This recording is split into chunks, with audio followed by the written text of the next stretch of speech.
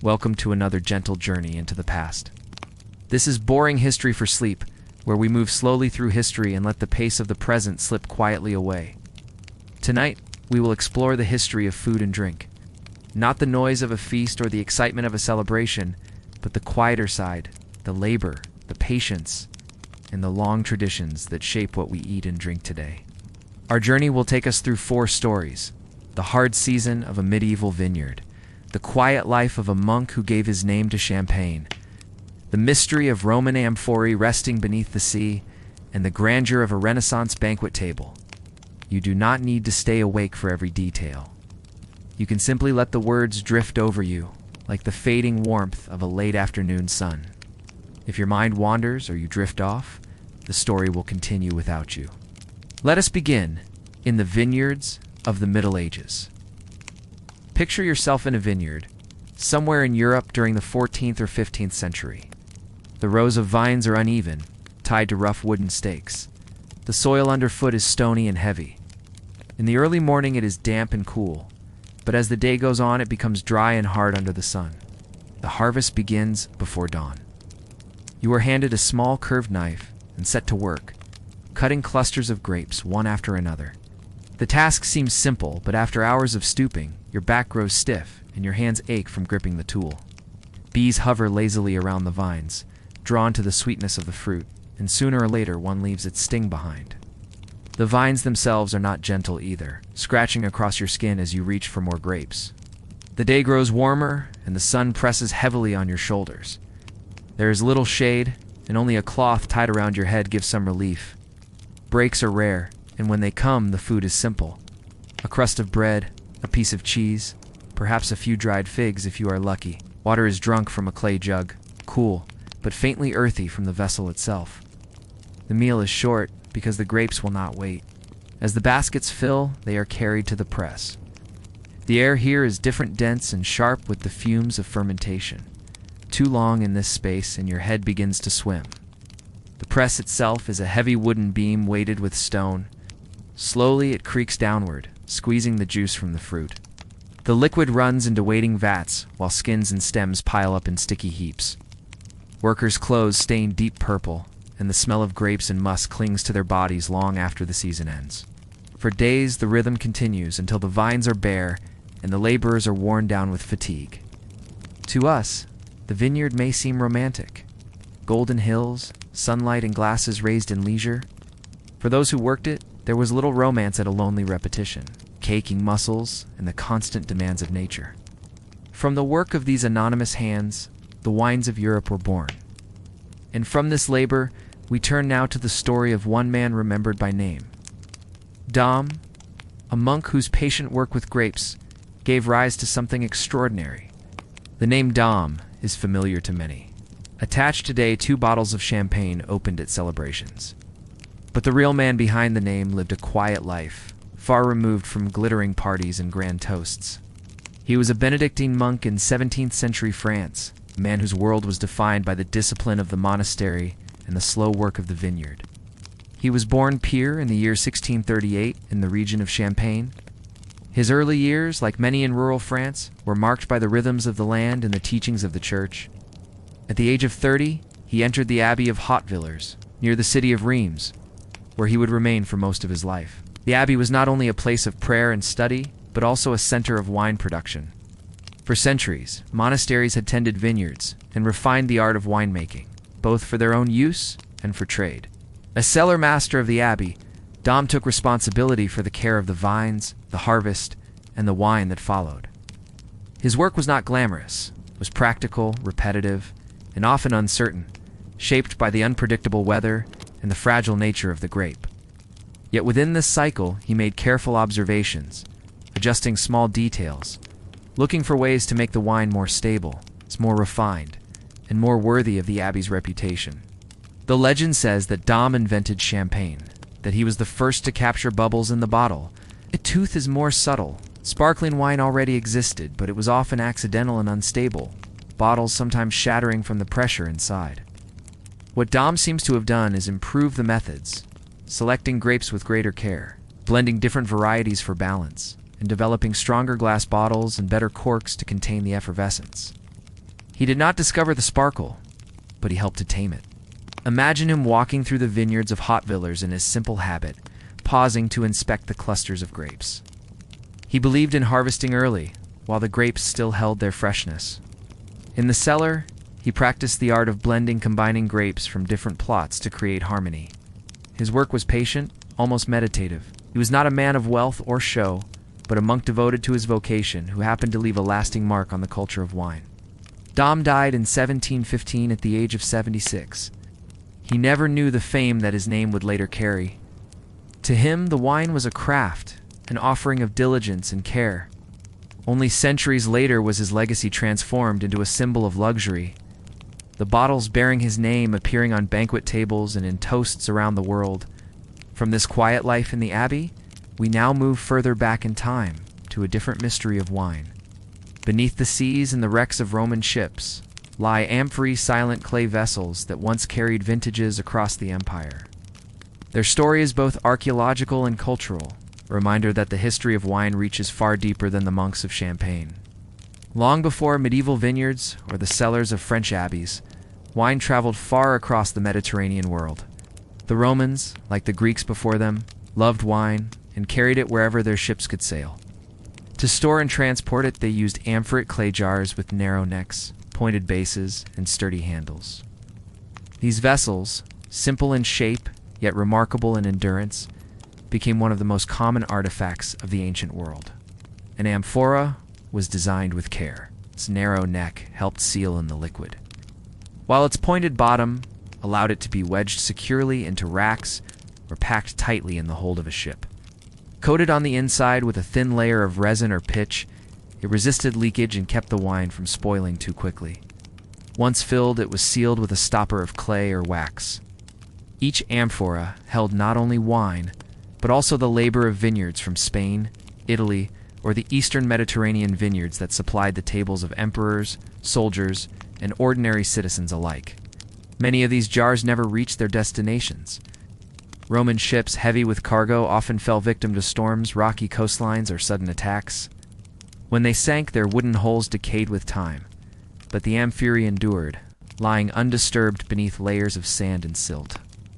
Today, divers and archaeologists find them by the thousands, resting silently in the deep. Some lie scattered, others in neat stacks, still arranged as they were loaded into the ship's hold. Imagine swimming slowly through one of these sites. The sea around you is quiet and dim. Amphorae rise from the sand like a forest of clay, their handles encrusted with shells, their surfaces softened by centuries of salt water. Many are broken, their contents long dissolved. But sometimes when an amphora is lifted carefully to the surface, faint traces of its cargo remain. Residues of tartaric acid evidence of wine cling to the walls.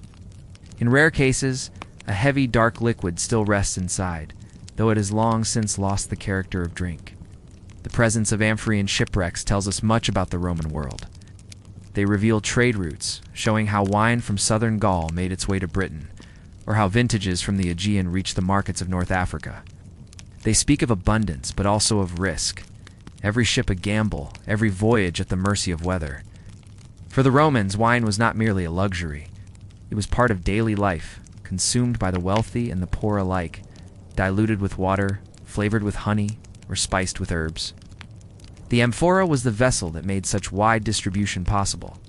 Over time, the amphora gave way to barrels and other containers, yet it remains a symbol of that earlier age. To look at one today is to glimpse a thread connecting us back to Roman tables, to sailors hauling cargo, to merchants balancing profit against peril. Each amphora is silent, but together they tell a story of commerce, culture, the simple desire for wine at the end of a long day. From the cold depths of the sea, let us rise again to the surface and forward in time. We leave the broken jars of antiquity behind and step into the warmth and light of a Renaissance hall. Here, wine once more flows, freely not as cargo or labor, but as part of glittering banquets, where gold goblets gleam and sugar is sculpted into impossible shapes. The Renaissance was an age of art, learning, and display. It was also a time when food became a stage for power and wealth. A banquet was never simply about eating. It was about being seen, about showing refinement and generosity. about surrounding guests with reminders of a host's influence. Imagine stepping into a great hall somewhere in Italy or France in the 16th century. The space is wide and lofty, lit by flickering torches or tall candles in iron sconces. The tables are covered in fine linen, the cloth smooth and white against the wood beneath. At each place rests a goblet, sometimes pewter or silver, sometimes gilded with gold. Around the room, musicians play softly, their lutes and viols creating a steady backdrop to the murmur of voices. The banquet begins with ceremony. Guests are seated according to rank, the highest placed nearest the host. Servants move in careful lines, carrying trays piled with dishes. The first courses are often lighter, preserved fruits, sugared almonds, or delicate pastries shaped into birds and flowers. Sugar, still expensive, is used as a sign of wealth. Sculptors in the kitchen craft entire displays, castles made of spun sugar, ships fashioned from pastelage, scenes of hunts or battles that will be admired before being broken apart and eaten. The main courses follow in abundance. Roasted meats are carried in on great platters. Venison, boar, or capons stuffed with herbs. Fish dishes appear as well, especially in Catholic courts where fast days limited the use of meat. Each dish is dressed with spices imported from distant lands: cinnamon, cloves, nutmeg of grain, of which signals trade connections and expense. The air grows heavy with the mingled scents of roasting, frying, and stewing. Wine flows steadily throughout the meal. It is served in goblets that are refilled as often as they are emptied. Toasts are made, sometimes dozens in a single evening. A nobleman might raise his cup to honor an ally, a lady, or a guest of particular importance.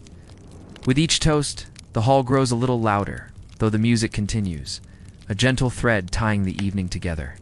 The later courses are rich with spectacle. Whole animals may be presented in elaborate disguise: a roasted peacock redressed in its brilliant feathers, a pie that bursts open to release live birds, a fountain of wine flowing from a sculpted centerpiece.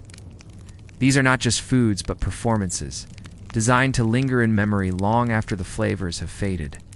Yet for all its splendor, a Renaissance banquet was not always comfortable. The halls were drafty, the food often cooled by the time it reached the tables, and the sheer length of the meal could be exhausting. Hours might pass before the final dish was cleared, and still more toasts would follow. To endure such a feast was, in its own way, as demanding as the labor of the vineyard, though softened by silks and music rather than soil and sweat. When the last goblets were drained, and the last sugar sculptures reduced to crumbs, guests left with full stomachs and heavy heads. For the host, the success of the evening was measured not only in satisfied appetites, but in reputation. The feast was a statement of wealth, of taste, of power. From the clamor of the banquet hall, we return now to stillness. We have walked through vineyards, through monasteries, through shipwrecks, and into palaces. Each part of history tells us something about wine, food, and the people who lived by them. As the candles gutter low, our journey to draw us to a close. We have wandered slowly through many seasons of food and drink. We began in the rough soil of a medieval vineyard, where laborers bent their backs to harvest grapes in the chill of morning and the heat of noon. We followed the path of Dom, the quiet monk who spent his life refining wine, never knowing the fame his name would carry. We sank beneath the waters of the Mediterranean, where Roman amphorae lie in silence, holding traces of cargo that once flowed across an empire. And finally, we entered the grandeur of a Renaissance banquet hall, where gold goblets, sugar sculptures, and endless toasts turned eating into theater. Taken together, these glimpses remind us that food has always been more than sustenance. It has been labor and devotion, risk and trade, performance and pride. The taste of wine, or the richness of a meal, was never only about what lay on the table, but about the hands that harvested, the ships that carried, the rituals that framed each cup and each bite. As you lie here now, far from vineyards and banquet halls, you can rest in the quiet knowledge that these labors belong to the past. The fatigue of harvest, the strain of the cellar, the perils of sea voyages, the weight of formality, all of it has faded into history. What remains are stories, gentle and distant, like echoes carried across time. So let the images settle softly. The vineyard rose in dawn mist, the monk walking slowly between vines, the amphorae resting in the sea, the candles flickering in a Renaissance hall. Let them drift into stillness. The past continues on, patient and unhurried. Shh. You do not need to follow it any further tonight. You may close your eyes and allow rest to come, as steady and natural as the turning of the seasons. Good night.